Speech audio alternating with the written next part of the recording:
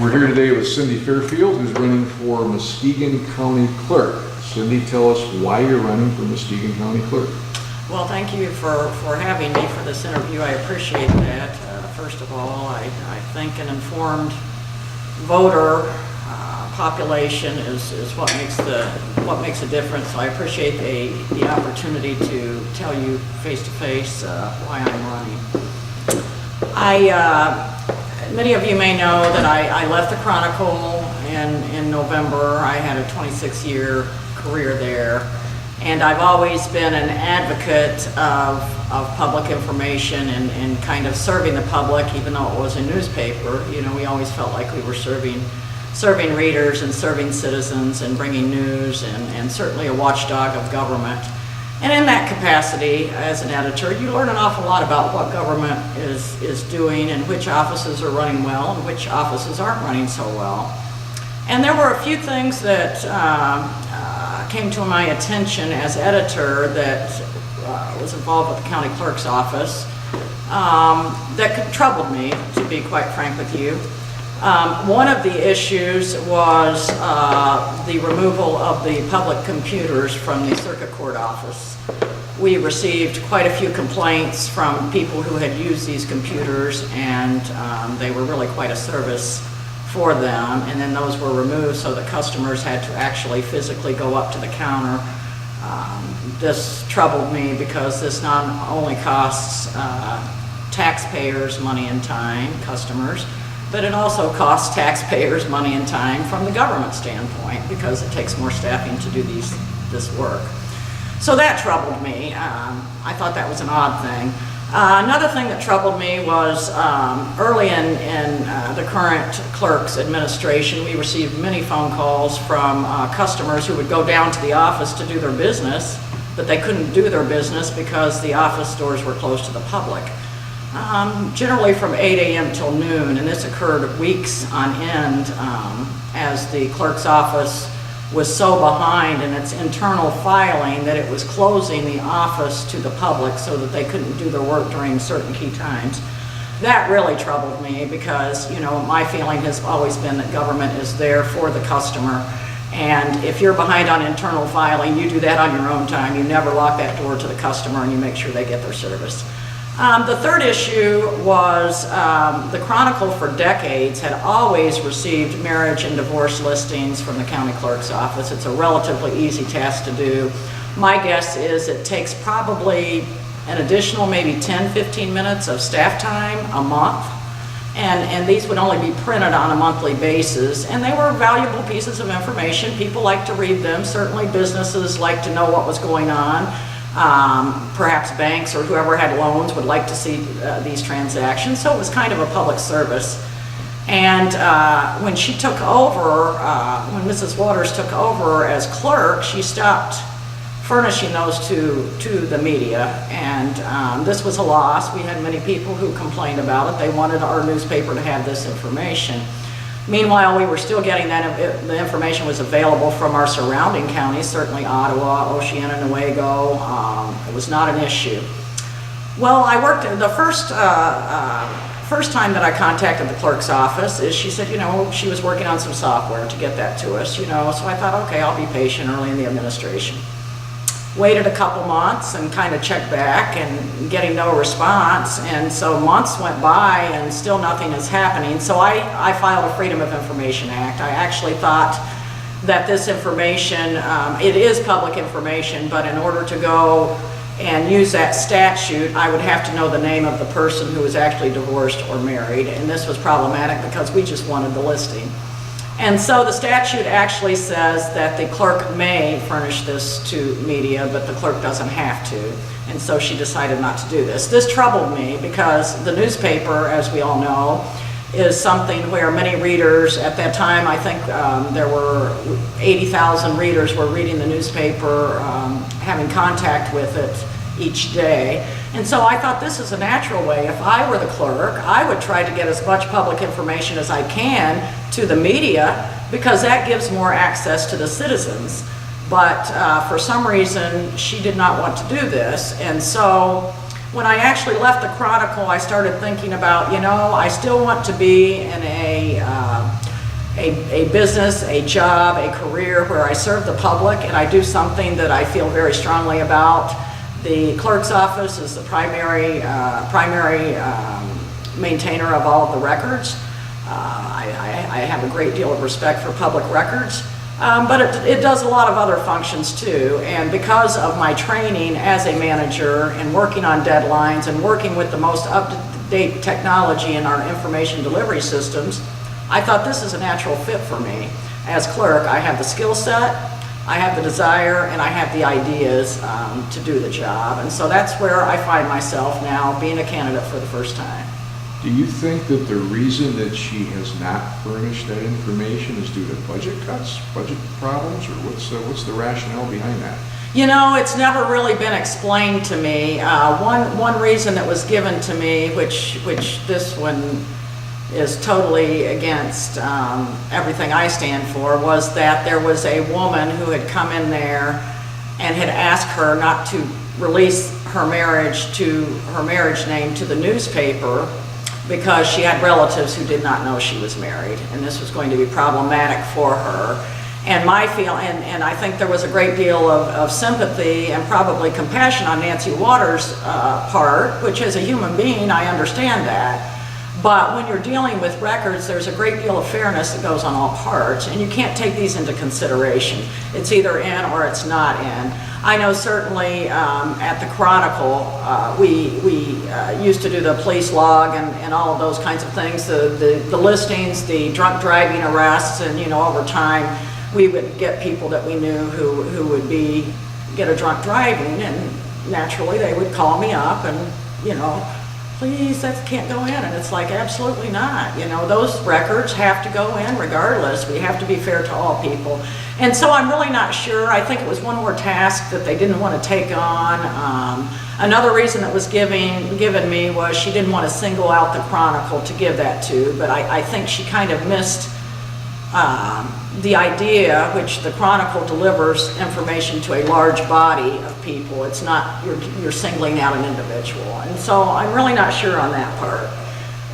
Well, isn't the idea of giving out the public information such that anybody that would be able to walk in the office would get it? It's not where this public information is exclusively to be given to the Chronicle.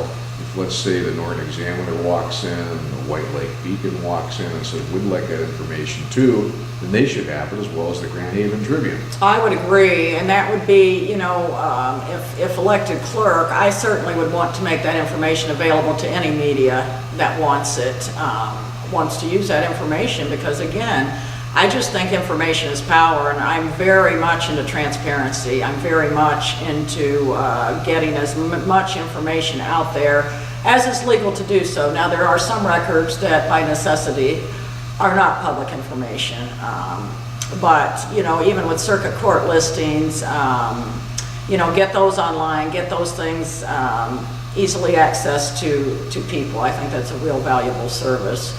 Right now, I think they are in the process of trying to do a little bit more of that online, but it's taken a long time. They're way behind, trust me. I've been to Ottawa County and talked to them. Ottawa County is an interesting county because it's right next door, but they're probably the leaders of the whole state in terms of creating more self-serve opportunities for their customers. And there's pretty much anything you need, you can do it online. And I really like that idea because it does help the flow of information. It gets more information out there for customers, and it saves their staff a lot of time. And so we are in the process. Muskegon County is kind of trying to play catch up right now, but even our circuit court records right now, they're only available up until, I think, back until 1995. So there's a lot of work that needs to be done to get all of that information in. And I'm a real advocate of let's not put this on the back burner and keep doing things as they've always been done. I feel like the clerk, because you're dealing with information and services, that the clerk's office should be the main innovator. I mean, the technology revolution happened 20 years ago.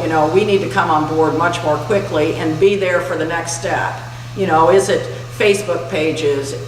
Is it phone apps? Whatever. But I feel like the clerk needs to be ahead of the game rather than playing catch up. And right now, I think we're really playing catch up with the services that we provide. So you think by her removing the public computer terminals from the clerk's office, that's basically a step backwards rather than forwards? I think it's a huge step backwards. There was a very big need for this, and during the course of my campaign, I've met with many people who have called me up who are customers. A couple abstractors have called me up. They go and they look up records for national employers, those types of things. I've talked to many people who work in attorneys' offices, and you know, imagine you've got to look up, let's say you had 10 names you need to look up the records for or whatever. If you could just go to the computer, log on, get all of your information there, but now you've got to wait in line. And when somebody's waiting on somebody for 10 names, yeah, okay, it only takes a couple minutes for each name, but you know that people don't have that kind of time. Time is money. And it's money for the common citizen, it's money for the attorney who's looking up that information, it's money for the business owner, and we need to make it more efficient. So in other words, we could probably, if you're elected, we could take a look at 4 public computer terminals put in there instead of the 2 they had previously, just to speed up. I would like to put more in. Now here's what we're going to get into, and believe me, I'm good at doing this as well. We had a very, very massive budget. You know, I hear my opponent talk a lot about she had to cut $100,000 from her budget during her first year. Well, I had to cut $1 million from mine over 3 years. So I know what it means to go through a budget and look line by line and to try to look at creative solutions. You know, how can we do this more cheaply so that we can, I would like to have the funding for the monitors, the computers. It's not that big of a funding issue, but you still need to get the funding from somewhere else because, as we know, government has contracted. The money is not there. The tax rolls are smaller, and the economy's very bad. You know, certainly in Muskegon County, we have some of the highest levels of underemployed and unemployed combined. We did a working poor series at the Chronicle a few years ago where we learned that, you know, if you look at the underemployed and unemployment combined, it's around 30% in this county. So people don't have the time and they don't have the money. And so what I would want to do is go through that budget, look at things line by line by line by line, and see where we could get the money to get those computer terminals purchased right away. I would love to have 4 in there. Now, my understanding is, and I've not been involved with this obviously because I'm not the clerk yet, but they're remodeling that office over in the Justice, the Hall of Justice. And my understanding is there has been no accommodation made for returning those computers there, and that it's a very congested area, a very small area.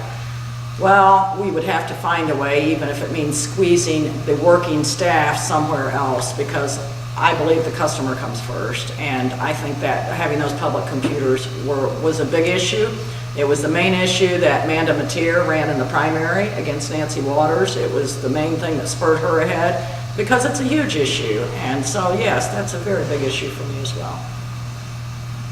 What deficiencies do you see in county government as far as getting it up to date, computer technology-wise, as far as having all these things online, not just in the clerk's office, but other offices? And you said the clerk's office should spearhead it. What else needs to be done to bring us up to Ottawa County at least? Right, and you know, to get specifics and details, I know there are some things that can happen within the clerk's office, but my understanding generally in Muskegon County, and this is talking to former people who have held elected offices in various posts in Muskegon County, is everybody works in silos. I don't like the silo approach. You know, I was an athlete in college, and when I was at the Chronicle, I believed in a lot of cross-training because, you know, we can work as a whole and work together much more efficiently and do much better work than we can working alone. And I believe that's what's happening in our county offices right now. I think they're trying to move more to this teamwork as they've seen budgets contracting and funding going down. I think, at least from the county administrator's point of view, Bonnie Hammersley's, she would like to see this more teamwork and this more collaboration. I believe, you know, certainly if I got in there, I would want to look at what services are we duplicating within our departments. whether it be the county treasurer's office, the drain commissioner, what departments can we collaborate and do a better job, save our taxpayers money, and serve our customers better. And I think there are some opportunities there. I just think that, you know, this is my area, I'm the elected official, and I'm doing it this way. I think there's a lot of that attitude there, and we need to break down those barriers in order to move ahead. What was your biggest challenge at the Chronicle? How did you overcome it? I think the biggest challenge at the Chronicle was when I became editor back in 2009. The economy was already going through tough times, particularly in Michigan. And the newspaper industry as a whole had found that it's media, and I shouldn't even say newspaper, media, you know, you can lump TV and radio and such things in there, but the business model was broken. So much of funding these operations depends on advertising. And so the advertising dollar was being squeezed. Certainly the economy had an impact on that because there wasn't as much money perhaps to put into advertising. And so as a result, you know, staffing was lost. We had to find new ways of getting information to readers in new forms and new formats. Photographers that strictly were photographers. We had kind of a lack of people, and so we would send photographers out and they would actually do reporters. So we did a lot of cross-training where you did a little bit of everything. We found ways to use the public. Some people actually would contribute. Some of it obviously would need to be edited and cleaned up, but we would have community reporters who would provide information for us. And so we kind of looked in that direction. And I think that's kind of the thing, you really can't outlaw anything when you're looking at these operations. And I know there's funding issues with the county clerk's office, but you know, maybe there's opportunities. We've got a community college here. I did an internship when I was in political science. Maybe there's some intern opportunities where you could bring in some of these students to help with the filing or help to do some of the things that could serve customers better and help our offices flow more smoothly. So those are things I want to look at. I know in Ottawa County, they look at vendors and they've, for example, campaign finance, and I'm not sure this is the case now, but I know at one time our county was paying something like $3,000 or $3,500 a month to do this campaign finance. And in Ottawa, it was free, because they got an existing vendor to set up their software and their programming for it, and did it that way. So I think we have to be real creative and let's not just settle for something. Let's look and see if there's better ways or more cost-efficient ways to do things. And that's what I would want to do. Do you think it'd be possible to televise or put on the internet the county commission meetings? I would love that. You know, I will give my opponent credit. I think one of the things she tried to do, and she's done a good job of at least getting it up, you know, within hours or whatever of the meeting, is to get the minutes to the meeting up rather than sitting on those. And I think all of us as a whole, I know certainly from a newspaper point of view, I would get frustrated that we didn't have more people at the meetings. And certainly you folks who attend things regularly, you probably share that same feeling as I do. But I would love to have video, and like I say, more transparency in government keeps it more honest, and people need to know what their lawmakers are doing, and they need to understand how the process, this is their tax money, this is your tax money, and so I would be all for doing more video, that type of thing. What other deficiencies do you see in the clerk's office, and do you think that's because of budget problems or just management problems, or what else do you see that you're coming in as an outsider who's intensely observed this over the years? What else do you see in there that you can take a look at and say, okay, this needs to be done, that needs to be done? Okay, well, those three areas that I discussed were kind of the main areas, but I think what is challenging, this office is an elected office, which is really kind of an odd thing because it's really a nonpartisan office.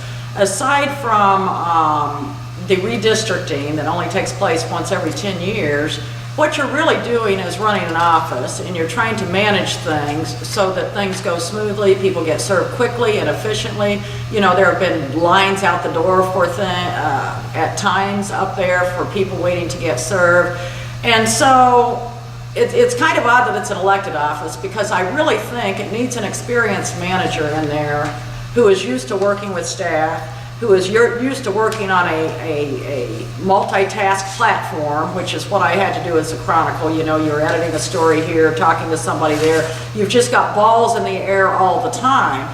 And with the number of services that come out of the clerk's office, and a lot of people, you know, it's not a very sexy office, I gotta say. You know, it seems kind of nerdy and kind of boring, but at one time, almost every person is going to have contact with that clerk's office for some service they need.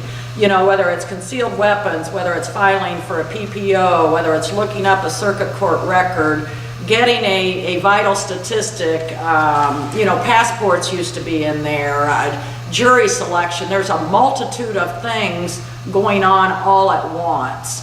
And, you know, they've had a lot of turnover in that staff. That's a little troubling to me. That's one reason why the office got so set back on its filing, was shortly into the current clerk's administration, several people opted to retire or transfer out of the office. And so I think what you need in there is a manager who has enough confidence in her staff that she empowers her staff to do their jobs, but make sure they have the training, make sure they have the backup, and make sure that they understand that the customer has to come first. And that's an area that I think could really use some improvement. Evening and weekend hours, think that would be a good idea? You know, I think we need to look at those things. One thing that Ottawa County does on occasion is they offer those opportunities. And certainly one of the challenges I think you're working with in the clerk's office is these are union employees. You know, there are certain rules that happen. But I would certainly like to see, I think right now the current clerk has one Saturday in the fall and one Saturday in the spring. It seems like we could do more of that and more evening things. I certainly know of a lot of people who have to take a half a day vacation or something to go do their business. But I'm also hoping that if we have more online services, that will cut down on the demand to have that office accessible during that time, because, you know, online you can do a lot of these things anytime. But I absolutely would like to look at, you know, what could we do that would be helpful to people, whether it's having an evening, you know, once every 2 weeks or whatever, that's open to customers. Do you think that the services online could be provided for free, provided that they're already free in the office? Let's say, for instance, if the computers ever make it back in there, you can go take a look at a circuit or district court record at no charge. If it's online, should it be the same way? Well, it's interesting. You would have an initial investment for your software, however you do that, to set up your program. I think I've kind of looked at Ottawa County. Ottawa County has some fees, and I think part of the challenge in the clerk's office is, as funding has contracted coming into the county as a whole, often the clerk's office gets overlooked for some of its funding, and you still have these services, you still have some staffing and some things that you need to provide. So I think you would probably still have to have some kind of fee, but I think it has to be absolutely reasonable. Some of these Freedom of Information Act fees that we've had to do, and not directly with the county clerk's office, but other government entities, whether it be state police or whatever, they're insane. You know, $70 for a video. I know it didn't take that kind of staff time, you know, to do that. And so I would certainly want to review the schedule and make sure that fees were not crazy, out of line. But when you look at people have now saved their time, if they can do it from their home, they've at least saved their time and their gas. So that's been a net savings for them. But there probably would have to be some kind of small fee, but I would want it to be reasonable in order to have the funding to fund my office. You mentioned earlier that the clerk's office could be nonpartisan. Are there more county offices that could be nonpartisan as well? I think there are. I would certainly put the county treasurer in there as well. I think the drain commissioner office, certainly those three. could be nonpartisan, because essentially you're running offices and serving customers is what you're doing. You're not advancing policy or making law. And so I think though that could happen, but obviously these are in charter situations, which it would require a change in constitutions and charters and things like that, and people get really upset and uptight about that. I think, you know, one thing that really surprises me is I come from Ohio, and I'm really surprised at the number of township and village clerks, as well as township and village treasurers. And these are elected, paid positions, and I'm not sure that we need that number. For example, in Ravenna, we have a Ravenna village clerk, and then we have a Ravenna township. That's a very small community. I mean, the community itself is like 800 and something people. So it just seems like you really wouldn't need that many government entities to do that work, but you know, there's pros and cons to everything. Should the county clerk and registry of deeds offices be combined and just have one instead of two? That's an interesting concept, and believe me, I've done a little bit of looking at that. It's not that far-fetched. It's not that far-fetched. I believe, for example, when you go into Kentucky, they don't have a register of deeds. It's their county clerks who actually do that work. And so those two positions probably would be a pretty good fit, because you're dealing with records. Should those positions, county clerk, register of deeds, treasurer, drain commissioner, surveyor, should those even be elected positions, or could they be hired positions? To be honest with you, they probably should be hired positions. I'm just going to tell you, because you need some technical experience for those positions. Like a clerk, I would not want to hire a clerk who had not run an office, who had not managed people, who did not have some experience in communication and working with records and those types of things. But when you, and the same with the treasurer, I would be alarmed if I were hiring or if we were electing someone who had absolutely no background in any finance or working with budgets or money or anything like that. And so yeah, and surveyor, drain commissioner, you know, I've spoken, Dave Fisher has come into our office when I was editor of the Chronicle, and he has spoke to us quite in depth about the processes that go to set these drains and to get things set up for when business comes in. It's quite technical work. And so, quite honestly, you know, whether it's a board that hires based on interviews, I guess I would like to see that, but I think we would be better served, honestly, if all of those positions were not elected. County Board of Commissioners went from 11 to 9. Should that have gone 11 to 9? Should it have stayed at 11? Should it have gone up to 13? I think 9 is a fair number. I'm not opposed to that at all. I think when you can keep groups smaller and a little more intimate, you can get more work done. And I don't think that any district is overloaded in terms of a commissioner being able to have one-on-ones or to know the business of what's going on in their district. So I was actually for the size going down on that. Should those positions be partisan or non-partisan? I think those should be partisan, because now you're dealing with policy, and now you're dealing with money.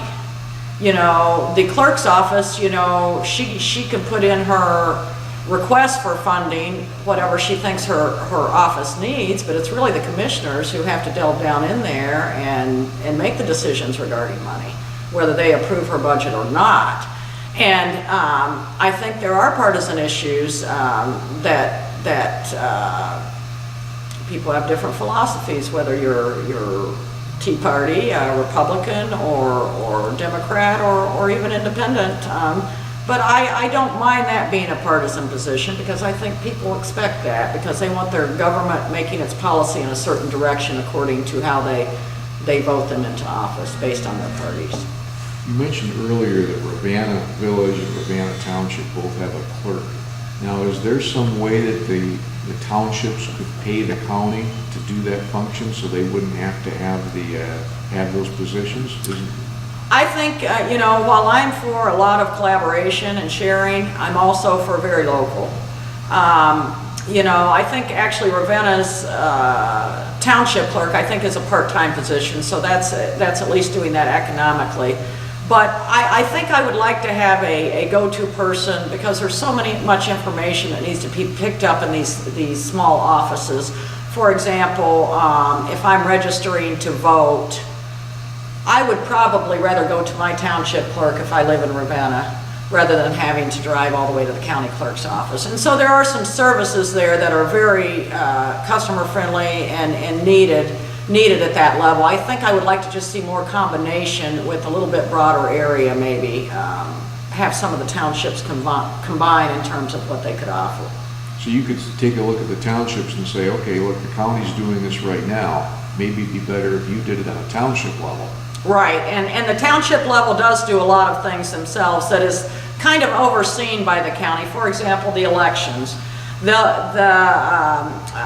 the elections are coming up, each individual village or township clerk will assemble the workers for their election. They'll set their timetable, they'll make sure everything is running smoothly, and they will actually expedite the execution of the plan at the local level. And, you know, they will collect, county clerks, they collect taxes, things like that, and some services that can be done locally, and then those are funneled into the county apparatus. I'm not opposed. I like having a local person there close by, but I'm not so sure that we need like 27 of them or however many we have in this county. It just seems enormous. What do you, let's say you're elected in November, and what would be some of the things you would do first, and why?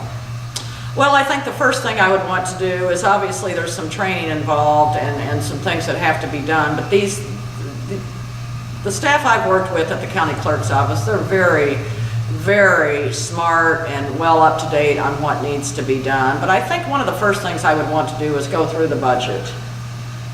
Go through the budget, see where we're spending our money right away. I would want to try to get those computer monitors up as soon as possible. Now, my understanding is that they'll be moving into the new office in January. So there's a whole host of not only if I got elected and was a new person in there, then you would have to deal with that whole move issue, because certainly right now it's kind of divided up. The circuit court is still in the Hall of Justice, whereas the vital statistics, election, and all of that is over in the old Baker facility on Apple. So you would have that whole move that would have to happen, but I think I would want to go through the budget right away, see where we're spending the money, and get those computers, find a way to get those computer monitors in there. You know, get things running smoothly. I've already been to Ottawa County a few times. If elected, I certainly would want to go over there several times before taking office to kind of see how they do things, and then get to know how we do things, and then from there you kind of move ahead. You know, I've always viewed myself as a problem solver, and I look at things very simply. So I would really need to get to know the operation. I would dive right in doing that, and then see what solutions can we come to. How about the state, the Secretary of State? How does that interplay with the county clerk's office? The county clerk, actually there is a court administrator that the county clerk's office works with, and that deals with the whole circuit court record type things, because there are some mandates and some deadlines that have to do with the filing and working with judges and jury lists and that. So the county clerk, there's a state administrator that the county clerk has to answer to, and overall the Secretary of State's office, and that would be for big issues. For example, we saw where we did have one of our township clerks, and I'm not sure exactly which one it was, did not get the absentee ballots out on time to our military. And there were several townships and villages throughout the state that were being sued by the federal government because of this. And so the Secretary of State is now turning, as a state entity, is suing the local people who did not do this, because they're the overseeing body. And so the Secretary of State office is kind of the final, but I don't think there's a lot of day-to-day dealing with the Secretary of State's office.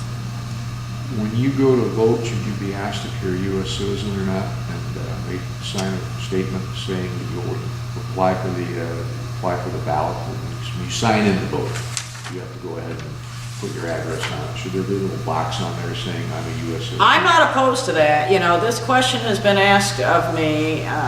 Now, if somebody could actually show me where asking such a question or asking somebody to provide a picture ID that this actually disenfranchises voters, they would have to prove to me that this happens because, you know, I've been a member of my credit union for 26 years. Every time, those people know me there, but every time I drive through the drive-through, I still have to furnish my license every time I want to cash a check. Voting is a very important function. We are choosing people into these offices. Some of them are making enormous money. Some of them are making enormous decisions.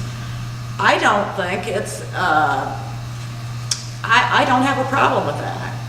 I don't know how this disenfranchises voters. You can still go if you're not a if you don't have a driver's license or some other state ID and checking a box you're a U.S. citizens. I don't think that's much to ask of people who are, you know, exercising a great right and privilege that we have in this country. And I realize as a county clerk, you might not be able to do much of anything about this, but what about Saturday voting or having voting extended over a several day period instead of just one day, Tuesday, and then from usually 7 in the morning, 8 at night, to try to get more people to vote? Absolutely. I think it's a big issue. We're going to find out this election cycle.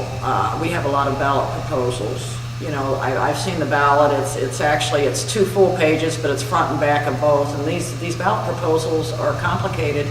And if somebody hasn't come in and done their homework, as a lot of voters will not have done, and they're going to be in that booth and they're going to try to go through and read all of this, I think it takes about 7 or 8 minutes per person to read through this entire ballot.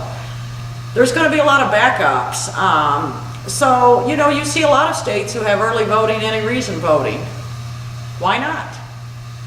I think it would be a great idea. I know that certain parties, and perhaps the Republican Party is one that is not for that, but as a citizen, I'm for that. You know, why not space it out? Why not give people a chance to study things and vote at their own convenience? I think it's a good thing. Anything else that we haven't covered that you'd like to add? You know, nothing specifically. You know, I'm not a politician, as I've told everybody before. I really am seeking this office because I think I can do a better job, and I know that I have the skill set to do that. And, you know, it's just about this county. I love this county, and I want to continue to serve the people of this county and try to provide them with the best customer service that we possibly can. All right. Well, thank you for taking some of your time today. Well, thank you very much. Appreciate it.